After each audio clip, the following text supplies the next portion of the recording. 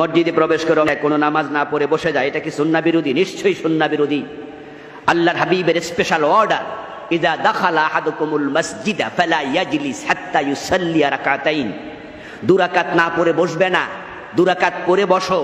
Even জুমার খুতবা চলাকালে সহিহ বুখারীর riwayat, এক ব্যক্তি এসে বসে গেছে, রাসূল তাকে জিজ্ঞাসা করছে খুতবা বন্ধ করে, আসাল্লাইত, নামাজ পড়ছো? ক্বালা লা, কুম সাল্লি রাকাতাইন সুম্মা জলিস, দাঁড়াও 2 রাকাত পড়ে বসো। Special order. কাম নাই গাজ নাই, শুধু শুধু যায় বইয়া যায়।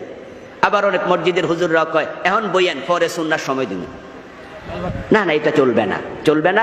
অযথা লাল বাতি জ্বালাবেন না। তবে হ্যাঁ, 30 সেকেন্ড আগে, 1 মিনিট আগে জ্বালাতে পারেন, এই কারণে যে এখন যদি সে সুন্নাহ বাদে তাকবীর উলা পাবে না। তাকবীর উলার গুরুত্ব আছে না নাই? এই জন্য 30 সেকেন্ড আছে, 1 মিনিট আছে, 2 রাকাত সুন্নাহ পড়া সম্ভব না। তবে সে বসবে না, সে দাঁড়ায় থাকবে। তাহলে হাদিসটা কি হয়ে গেল? আমল হয়ে গেল, বসবে না।